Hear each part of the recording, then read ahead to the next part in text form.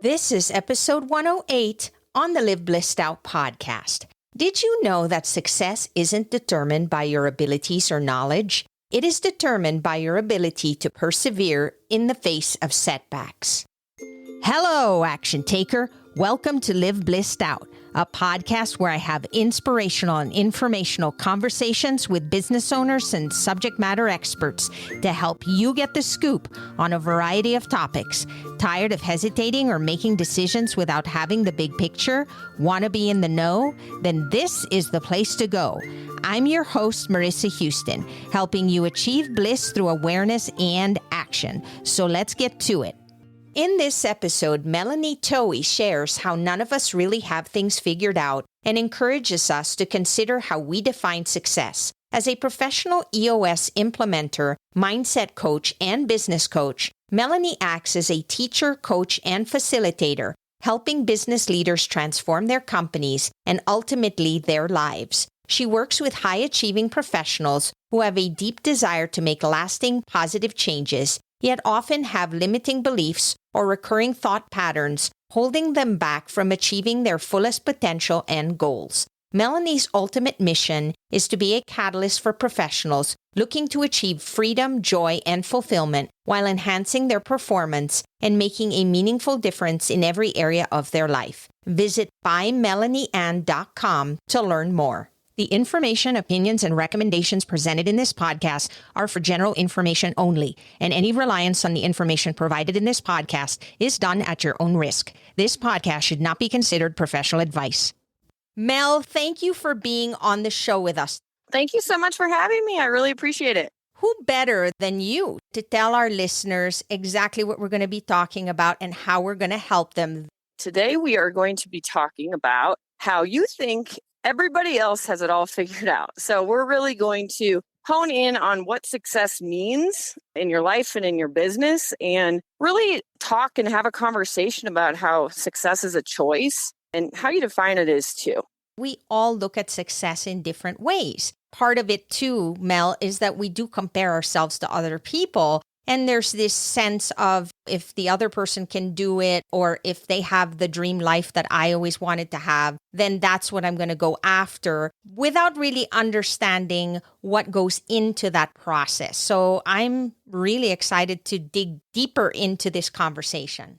Especially in today's society, we live in this microscope. And I think that we've never compared ourselves at the level that we do today. And I want to talk professionally and personally. I want to really try to wrap those two together today because I think that that's one of the things that really weighs on people. I'll use corporate as an example. You see these C-suite level executives and the thought is, man, how did they get there? And they're so much more successful than I am. What people don't realize is those people have lives. They're your neighbors. They're your people at church. They are just like you, and they have their own set of problems and issues and challenges and triumphs. And I think that we tell ourselves these stories, and really what it does is it hinders our ability to stand in our authenticity and really show up in who we are because we're so terrified that we're going to be judged or not like the next person. And the conformity that we live in, it's really hindering people from just being who they are and finding that joy and fulfillment of what makes them them. We put on a show because we don't want people to think that we're complaining or that we're struggling because that's a downer for people. So everybody wants to cheer everybody up. And so they talk about the good things without really expressing the challenges that we go through to get to where we need to be.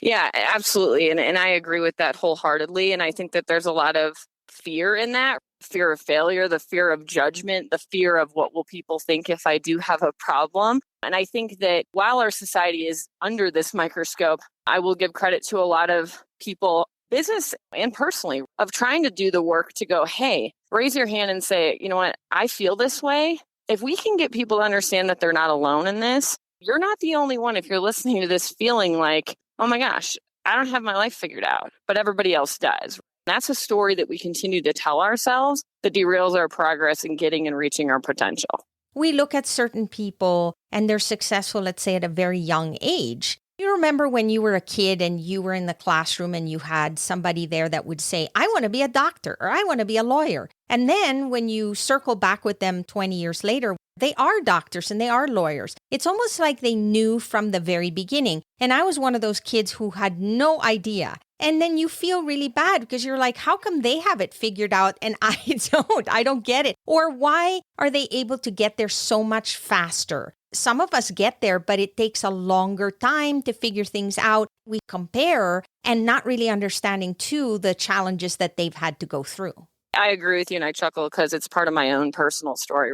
Being successful at a young age and what does that look like and what is it supposed to feel like? And I think that we just think if we reach this point of success and we do it early and we have it figured out that we're somehow further down the line. And I'm here to tell you, you're not. What I will tell you is you come with a little bit more experience. Some of the most wildly successful people that I know are still trying to figure out what they're doing and they're in their 60s because they've taken chances. They've tried different things. They've been honest with themselves to say, why did I make the choice to be the doctor? Was it the choice that I wanted to make? I think there's a lot of pressure that comes with kids, family, friends, who you are around. There's pressure to get good grades. A lot of people are living out their parents' dreams. A lot of people are just trying to move forward to check the box. And it is heartbreaking. It's very hard when you feel like you've been left in the dust, but in reality, you haven't. People appear to look like they're on a track that's better than yours. Behind the scenes, personally for me, I was a mess. I looked great on paper. I have had a great career. I've been incredibly blessed. I've worked with some of the most fantastic people. I've managed teams. I've traveled. And behind the scenes of that, my personal world and everything that I thought I was striving for, when that didn't show up because those boxes were checked, that's a very different feeling and going, what did I miss? Now I appear like I'm further along, but I'm actually in reality not. And I think that that's what people don't understand either is whatever side of the fence you're on, however far you think you are or far behind, it's the story you continue to tell yourself based on what you think you assume and know. Going back to the story about kids, you're absolutely right. They reflect what the parents want in many cases, in some cases not. They want their parents to be happy with them. And then they hit a certain point in their lives where they go, this isn't where I want to be. And then they have to switch gears. Then it does take them longer. And the other piece of it too that we need to remember is there is nothing we can do alone. And oftentimes think that because they're solopreneurs or entrepreneurs, that they don't need to count on anyone. They try to solve everything themselves. They try to do everything themselves. And that doesn't work. You need a community. You need support. You need to be surrounded by people that are better than you in many ways. As an entrepreneur or solopreneur, it's lonely. You have to have that community. You have to have that network. You have to have the people that help you see other things that you can't, because we do have blocks that are there and we've conditioned ourselves. And again, going back to childhood, I work a lot with my mindset clients on subconscious belief repattern. And 90% of my clients, and I'm dealing with executives, entrepreneurs, people that would deem successful. And these guys and gals have confidence issues. They're trying to unwind patterns that were built from their childhood. You have a lot of people on success tracks that are on success tracks because that's how they got validated. There's a validation. And if you follow some of the most successful people and they're really honest, is if you couldn't get validated somewhere else, you got validated through your achievements and how you could perform. And I think that's another big thing that if you can't find it someplace else, you're going to go look for it, whether it's attention, whether it's the validation. There's a lot of people sitting in those seats currently in the past that will tell their story and that are walking into it and they don't even know it yet because it really comes from those belief systems that were hardwired as a kid, no matter what kind of childhood you grew up with. That is fact. Your mind is controlling a lot of that and those belief systems are definitely driving it. Based on your experience, do you feel most people are self-aware of these things? And if they are self-aware, is it something that they're working on, ongoing? Is that something that they always have to reflect on to improve? Because we look at things from our own lens, and oftentimes what we see is totally different from what other people see. I think self-awareness is a blessing and a curse. It's a beautiful thing. It's hard to teach. A lot of it's intuitive. And I think a lot of people are self-aware. I think the challenge that I consistently see with the people I work with or in my network is even if you're self-aware, it's what do you do with that self-awareness? A lot of people feel like they're too far down the road in a job or in a relationship, in a career.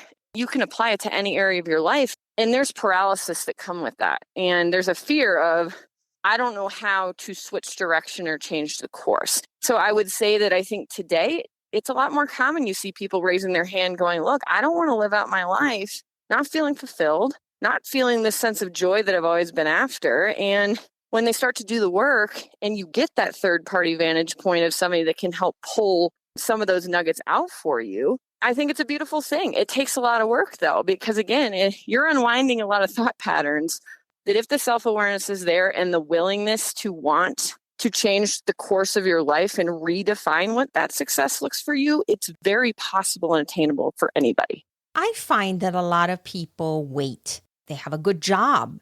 They feel secure. Their responsibilities are taken care of. They're not fulfilled, but they feel like that is not as important at this point because there are other things that they have to worry about. And then they wait long enough where one day they wake up and they realize, hey, I'm 50 years old now and I've been doing this and most of my life is past. And now what do I do? Because I feel like that's the only thing I've ever done. And I've never really ventured out because I didn't really go after what I wanted. I did what I needed to do because that's what was expected of me.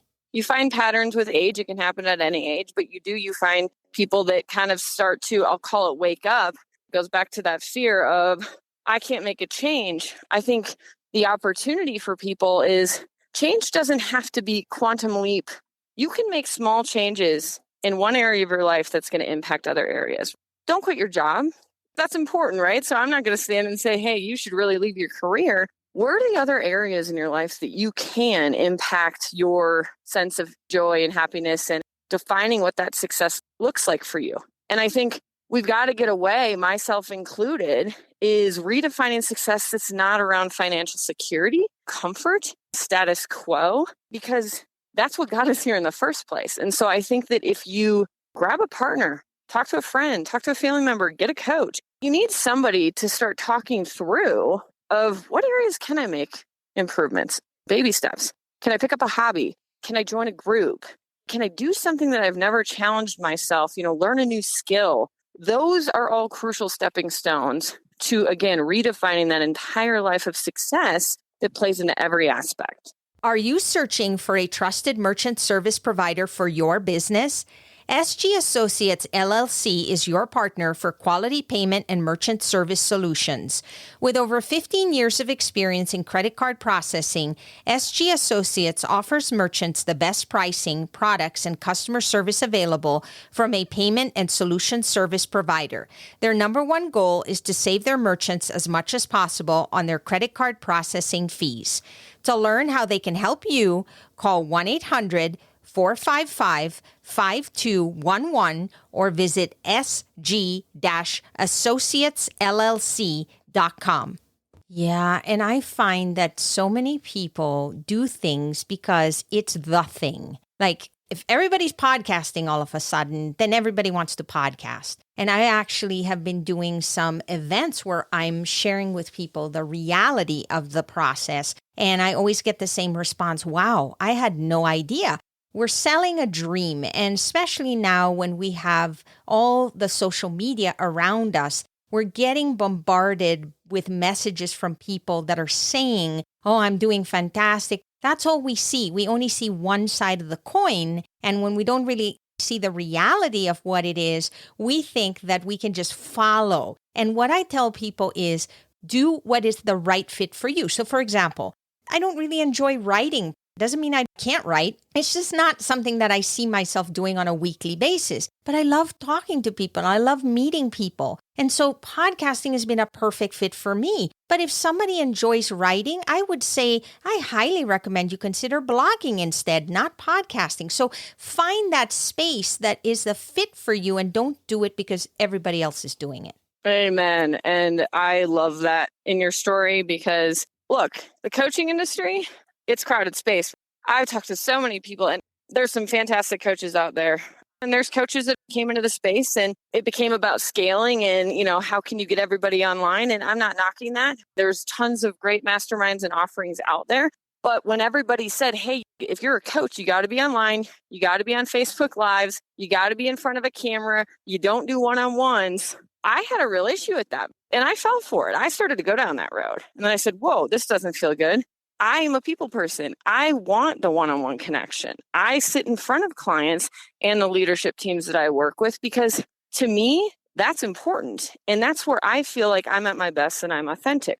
I know people that crush Facebook Lives. They love it. They engage. And to me, it feels so counter to who I am and how I show up. And that's taken me a while to be okay with because my clients resonate with me on a different level, right? And to your story is there's a whole big world out there.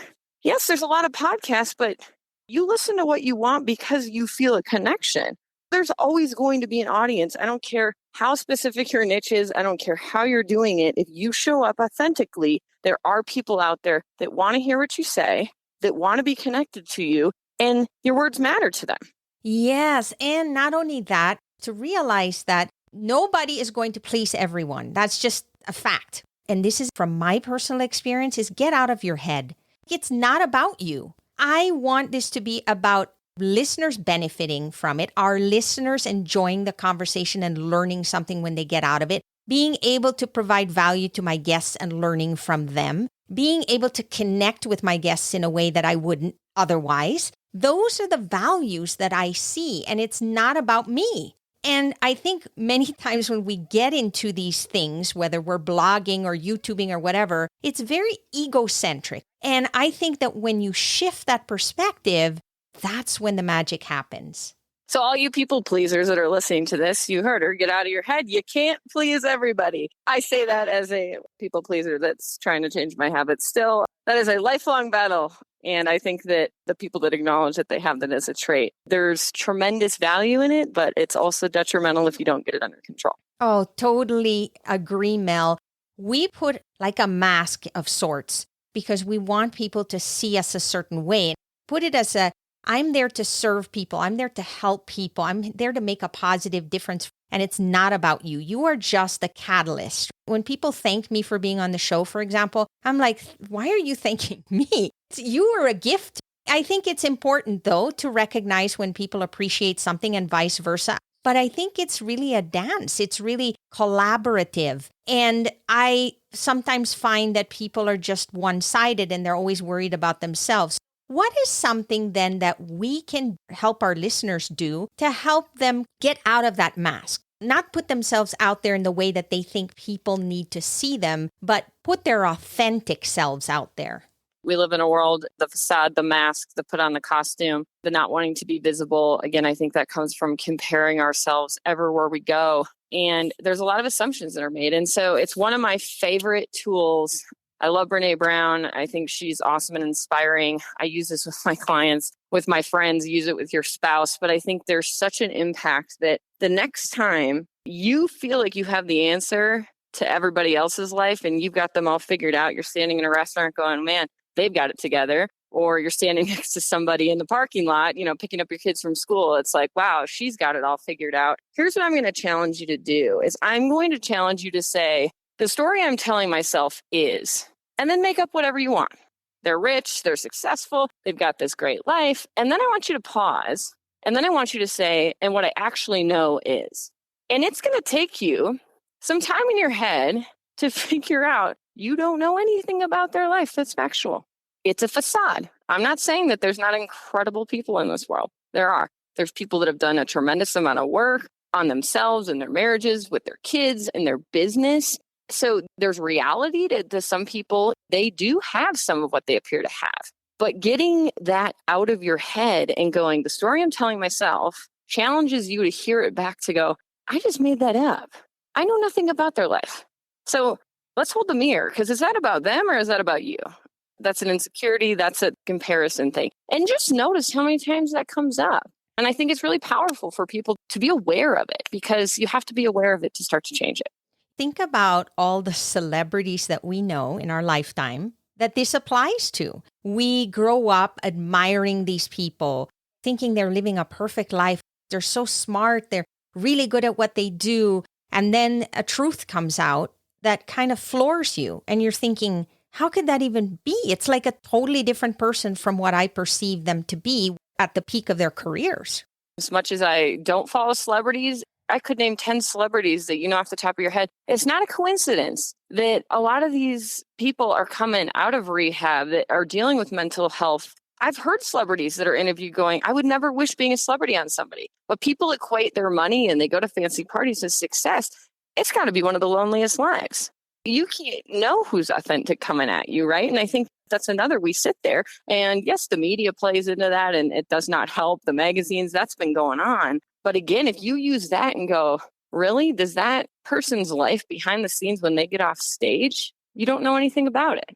That's a story you've developed. And until you know the reality and it comes directly from their mouth, it's speculation and it's just somebody you're putting next to you that there's no way in your head you're ever going to be able to compete with. So it makes you play small because you think they're playing big. I love what you just said because it goes back to defining success. I remember back in the day, because you and I both worked in a corporate world, where they always made it a point that if you succeeded in something, that they wanted to reward you publicly.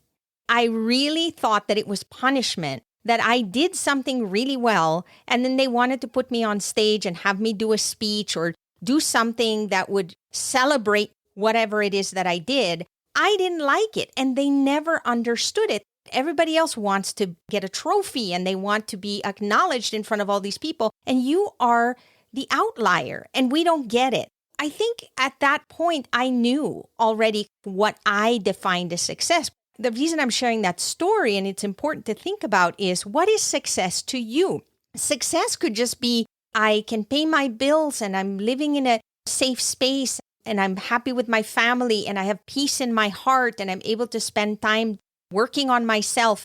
What are those things that define success for you? If somebody told me success meant going to parties and meeting all these high-end people and spending a lot of money, that would not entice me. And so I think it's important to understand that first so that then you know exactly how to build around it. I love what you said because I think that's so true. And I think for me, the definition of success has probably changed more in my life than anything. I look back at what I used to define success as, what is I chased. It was money for a long time.